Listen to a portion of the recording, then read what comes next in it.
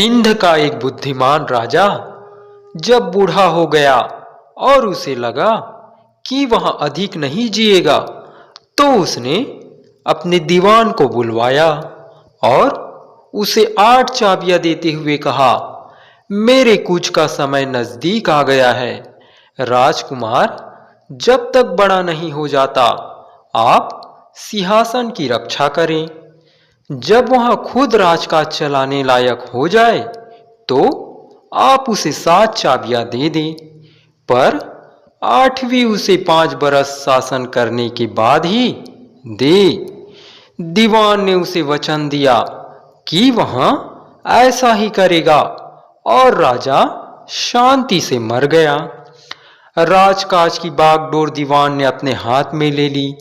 राजकुमार की शिक्षा दीक्षा की उसने समुचित व्यवस्था की, जैसे वहां उसका अपना बेटा हो। राजकुमार के बड़े होने तक उसने बड़ी निष्ठा से राजकाज किया। फिर एक शुभ दिन उसे समृद्ध और सुशासित राज्य संभला दिया। 7 चाबियां भी उसने राजकुमार के हवाले कर दी। राज तिलक के बाद राजकुमार ने बड़ी उत्सुकता से उन चाबियों से 7 तहखाने खोले। तहखानों में सोने चांदी और हीरे मोतियों के अंबार लगे थे। वह बहुत खुश हुआ।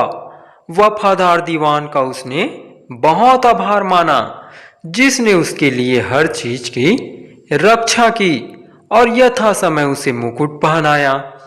कुछ दिन बाद दीवान से जलने वाले एक चुगलखोर ने नए राजा के कान भरे कि राजमहल में 8 तहखाने हैं, जबकि दीवान ने उसे सिर्फ 7 चाबियां ही दी है।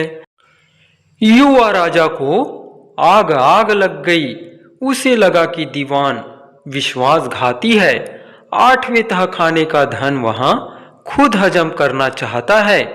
उसने दीवान से कहा कि वह फौरन 8वीं चाबी उसके हवाले करे, नहीं तो वहां अभी उसका सर कलम करवा देगा। उसने राजा के पांव पकड़ लिए और कहा कि उसने उसके पिता को वचन दिया था कि राज तिलक के 5 बरस बाद ही वह उसे 8वीं चाबी देगा। पर युवा राजा को इतना धीरज कहाँ। उसने कहा कि उसे चाबी अभी चाहिए। इसी वक्त चाबी हाथ में आते ही वह 8वें तहखाने की ओर भागा। ताले में चाबी घुमाई और झटके से दरवाजा खोला। तहखाना एकदम खाली था। उसे सहसा विश्वास नहीं हुआ। यहां तक कि दीवारें भी सपाट थी, उनमें एक ताक तक नहीं था। खाली तहखाने में उसने चारों तरफ देखा। एक दीवार उसे कुछ अलग नजर आई। उस पर एक सुंदर लड़की का चित्र बना हुआ था। राजा की आंखें चित्र पर चिपक कर रह गई। वह ज्यों ज्यों चित्र को देखता, त्यों त्यों उसका सम्मोहन बढ़ता गया। चित्र की लड़की को वहां प्राण प्रण से चाहने लगा। लड़की के सौंदर्य से वहां इतना अभिभूत हुआ कि उसे मूर्छा आ गई। दीवान उसके पीछे ही खड़ा था। उसने राजा को थामा और मुंह पर गुलाब जल छिड़का। राजा को चेत हुआ। चेत होते ही उसकी नजर चित्र में बनी लड़की की ओर मुड़ी। उसने दीवान को आदेश दिया कि जैसे भी हो वह इस लड़की को जल्दी से जल्दी उससे मिलवाए, नहीं तो वहां राजपाट और अन्न जल सब छोड़ देगा। दीवान को यह बहुत विचित्र लगा कि राजा उस लड़की पर मुग्ध हो गया, जिसे उसने कभी देखा तक नहीं। पर उसने राजा को आश्वस्त किया और वचन दिया कि इस लड़की की खोज में वह निकल पड़ेगा। उसी हफ्ते मंत्री ने जहाज में विक्रय योग्य तरह तरह का सामान भरा और भरोसे के कुछ नौकरों के साथ तुरंत निकल पड़ा। वे हर बंदरगाह पर रुकते और हर राज्य के दरबारियों और मोतबरों को 8वें तहखाने में मिला चित्र दिखाते, पर उन्हें ऐसा कोई नहीं मिला जिसने चित्र की अपूर्व सुंदरी को देखा या उसके बारे में सुना हो। इस तरह पूरे 1 बरस भटकने के उपरांत वे दूर दराज के एक राज्य में पहुंचे। वहां बंदरगाह के तट पर उन्होंने उस चित्र को लोगों को दिखाने के लिए रखा। चित्र को देखते ही पास खड़े लोग चिल्लाए, यह तो हमारी राजकुमारी है। दीवान को तुरंत वहां के राजा के पास ले जाया गया। राजमहल में राजकुमारी की एक झलक देखते ही दीवान को पक्का भरोसा हो गया कि यह वही अपूर्व सुंदरी है। दीवान ने राजा को अनूठे उपहार भेंट किए और बताया कि वह सौदागर है और अपना माल बेचने के लिए उसके राज्य में रुकना चाहता है। राजा ने उसे व्यापार की अनुमति दे दी। कुछ ही दिनों में उसने राजकुमारी के स्वभाव और उसके वंश के बारे में काफी जानकारी इकट्ठी कर ली। जब वह पूरी तरह से संतुष्ट हो गया तो वापस अपने राज्य की ओर चल पड़ा। कुछ महीनों की यात्रा के बाद दीवान ने अपनी राजधानी के बंदरगाह पर लंगर डाला। उसने राजा को बताया कि चित्र की अपूर्व सुंदरी का पता चल गया। वह चित्र से भी कई गुना अधिक सुंदर है। उसे एक नजर देखने के लिए राजा अधीर हो उठा। जहाज को फिर भांति भांति की विक्रय योग्य वस्तुओं से भरा गया और राजा को लेकर जहाज फिर चल पड़ा। महीनों की कठिन समुद्री यात्रा के बाद जहाज ने अपूर्व राजकुमारी के राज्य की भूमि को छुआ। दीवान राजकुमारी के पिता से मिला और पिछले बरस की तरह फिर व्यापार की अनुमति मांगी। दीवान को पता था कि राजकुमारी को खिलौनों से बहुत लगाव है और इस राज्य के लोग बहुत अच्छे खिलौने बनाते हैं, इसलिए वहां राजकुमारी के लिए एक से एक अनोखे खिलौने लेकर आया था। ये खिलौने चलते थे, बोलते थे, शेर और बाघ दहाड़ते थे, पक्षी हवा में तिरछे उड़ते थे। राजकुमारी मुग्ध हो गई। मंत्री ने कहा, हमारे जहाज में ऐसे ऐसे खिलौने हैं कि ये उनके पसांग भी नहीं है। हमारे मालिक जहाज पर ही हैं। उन्होंने मुझे हमारे देश के मामूली खिलौने ही जहाज से बाहर लाने दिए। हमारे जहाज पर चलिए, आपको एक से एक अद्भुत खिलौने दिखाऊंगा। राजकुमारी का कौतूहल चरम पर पहुंच गया। 6 दासियों के साथ वह तुरंत मंत्री के साथ चल पड़ी। जहाज पर युवा राजा ने उसकी अगवानी की और उसे शिष्टतापूर्वक आश्चर्यजनक खिलौने दिखाने लगा। हर नए खिलौनों को देखकर राजकुमारी खुशी से उछल पड़ती। इस बीच मल्लाहों ने लंगर की रस्सियां काट दी और पाल खोल दिए। जहाज ने बंदरगाह छोड़ दिए। यह सब उन्होंने ऐसी होशियारी से किया कि राजकुमारी और दासियों को भनक तक नहीं लगी। वे तट से काफी दूर आ गई। राजकुमार और दासियों को जब यह पता चला कि उनका हरण किया गया है तो वे भय से सुन्न हो गई। फिर सहसा वे चीखने चिल्लाने और जहाज की चीज बस्त तोड़ने लगी। युवा राजा ने यह कहकर राजकुमारी को शांत किया कि कैसे उसका चित्र देखकर वह उस पर आसक्त हुआ और कैसे उसे ढूंढने के लिए उसने 7 समंदर की यात्रा की। युवा राजा के प्रणय निवेदन और उसकी सौजन्यता से राजकुमारी पसीज गई। उसका प्रतिरोध ठंडा पड़ गया। राजकुमारी को लगा कि वह भी उसे चाहने लगी है।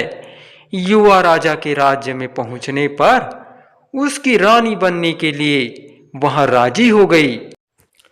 वहां पहुंचने में अभी महीनों की देर थी, पर प्रेम की मद भरी लहरों में डूबते उतरते प्रेमी युग्म बहुत खुश थे। जहाज मंजिल पर पहुंचने ही वाला था। क्षितिज पर धरती की झलक दिखने लगी थी। दोनों प्रेमी एक दूसरे की आंखों में आंखें डाले जहाज की पाटन पर टहल रहे थे। बूढ़ा मंत्री गलही पर बैठा अधमुंदी आंखों से जहाज की गति से कटती लहरों को देख रहा था। उसने सर उठाकर पास आती जमीन की ओर ताका, तभी तोता मैना का एक जोड़ा उड़ता हुआ आया और उसके पास जंगले पर बैठ गया। बूढ़ा मंत्री पखेरुओं की भाषा जानता था। वह उनके बोलने का इंतजार करने लगा। जंगले की रस्सी पर बैठने के थोड़ी देर बाद मैना बोली, मुझे यहाँ जहाज पर अच्छा नहीं लग रहा, कोई कहानी सुनाओ ना। तोता कुछ पल सोचता रहा, फिर कहने लगा, एक कहानी यही एन हमारी आंखों के सामने घटित हो रही है। युवा राजा और उसकी मंगेतर को देखो, कितने खुश हैं। राजा सिर्फ 3 दिन और जिएगा। 3 दिन बाद ये तट पर लंगर डालेंगे। राजा की अगवानी के लाए उसकी फौज, हाथी और घोड़े आएंगे।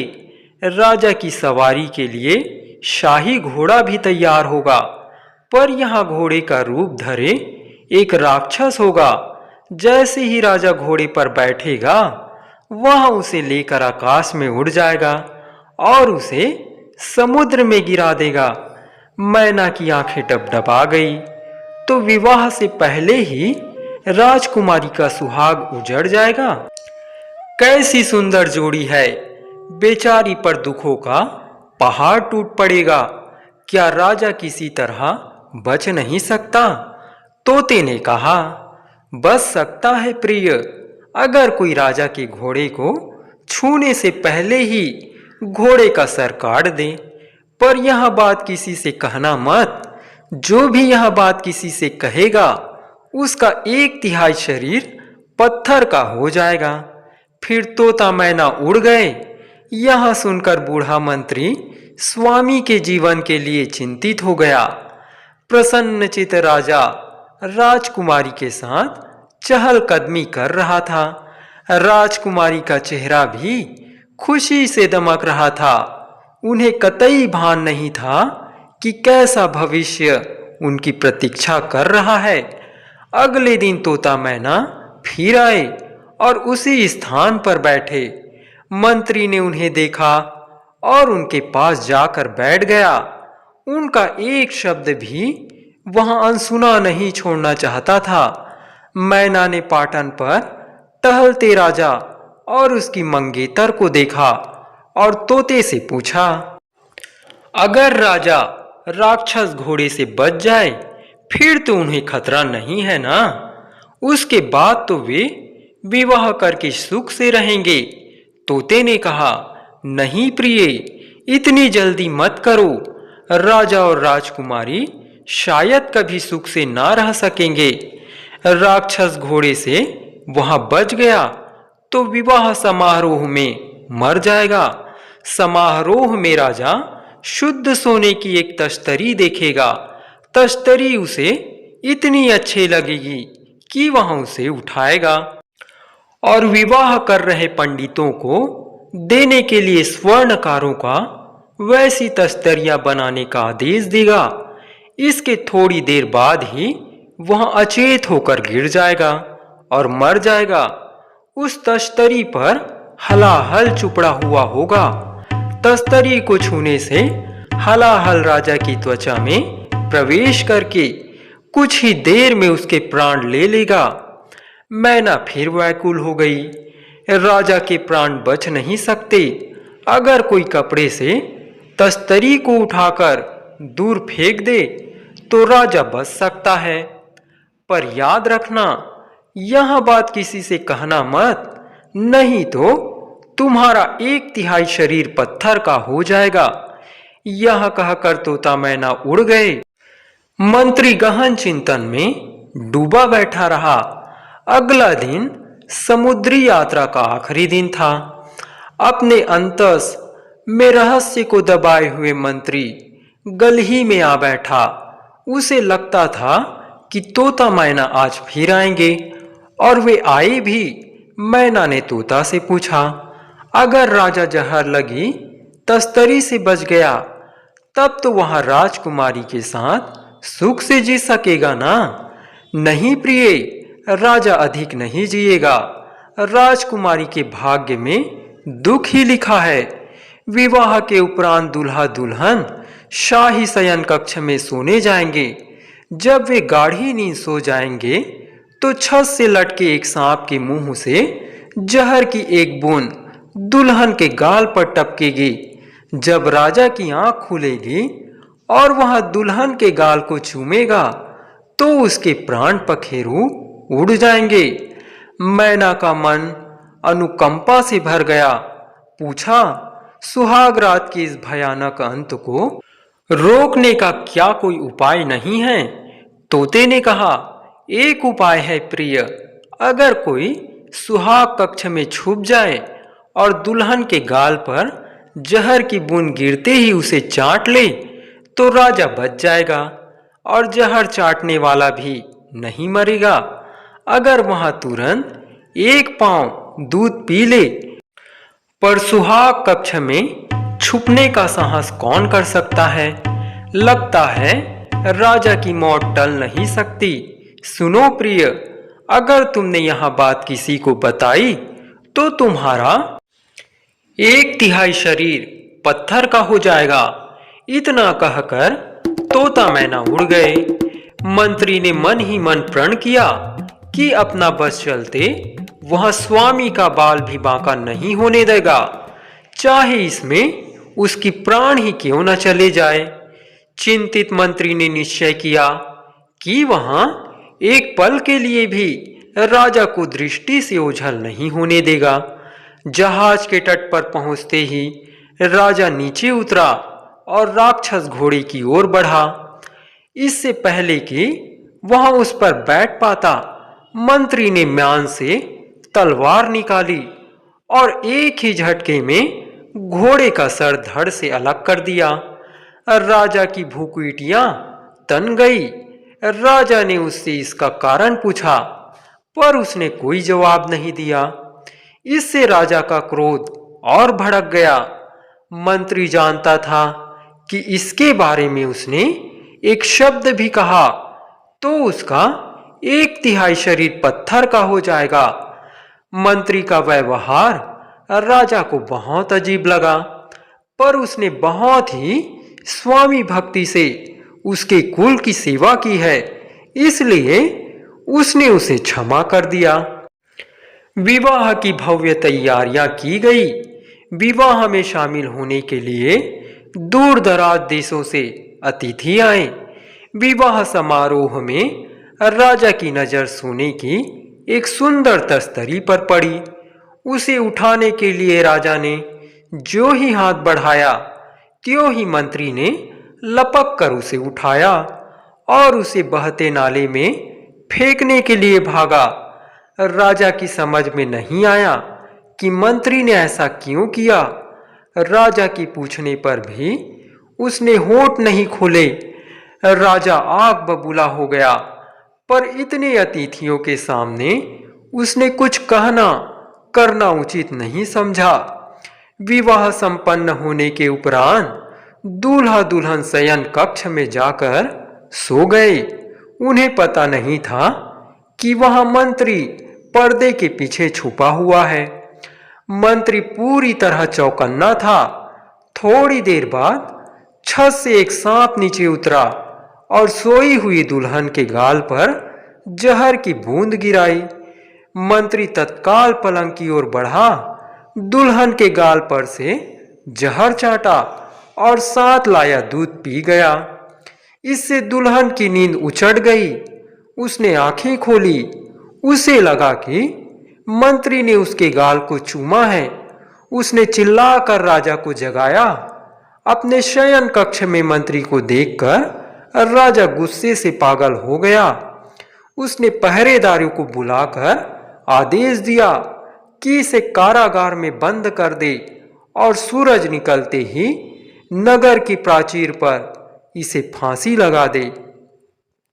पहरेदारों ने मंत्री को कारागार में डाल दिया।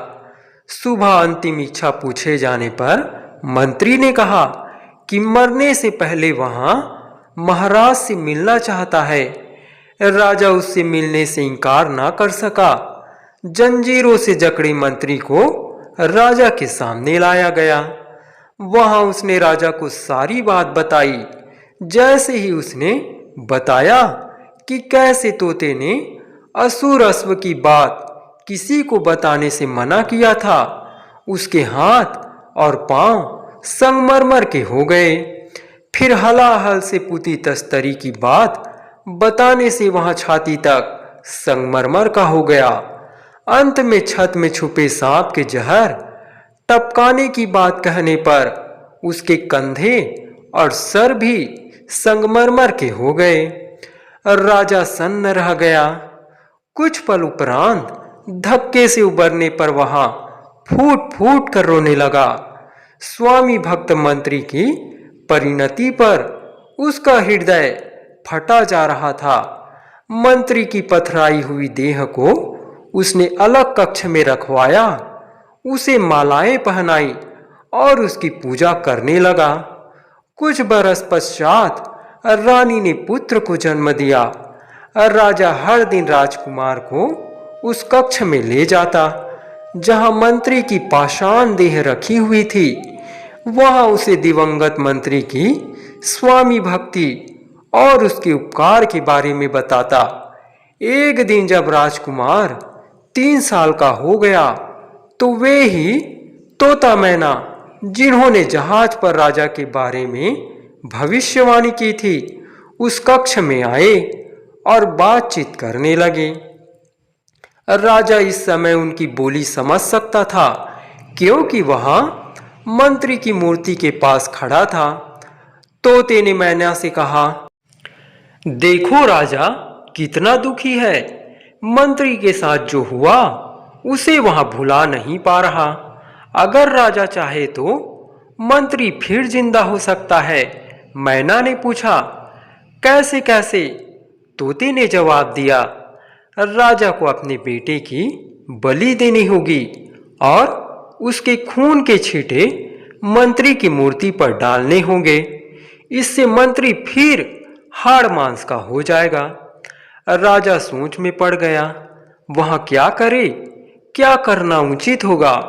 वहां इस निष्कर्ष पर पहुंचा कि उसका रोम रोम मंत्री का ऋणी है।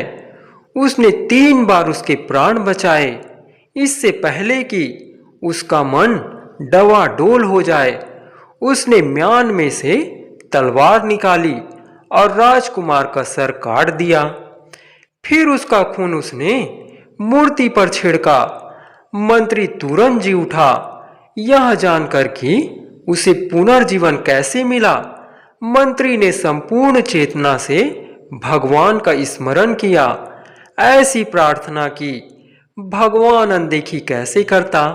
बच्चे का सर आप ही धड़ से जुड़ गया और वहां उठकर खड़ा हो गया, मानो नींद से उठा हो। तब राजा ने रानी को बुलाया और उसे सारी बात बताई। वह यहां सुनकर कांप गई कि उसके पति ने स्वयं अपने पुत्र का सर काटा, पर उसने यह स्वीकार किया कि राजा के पास और कोई चारा नहीं था। जो हो, मंत्री की प्रार्थना और भगवान की कृपा से राजकुमार फिर जीवित हो गया था। राजा, रानी और राजकुमार ने बहुत लंबी आयु पाई। वे जब तक जिए सुख से जिए। ऐसा मंत्री जिनका सलाहकार हो, उनके कोई कष्ट हो भी कैसे सकता है।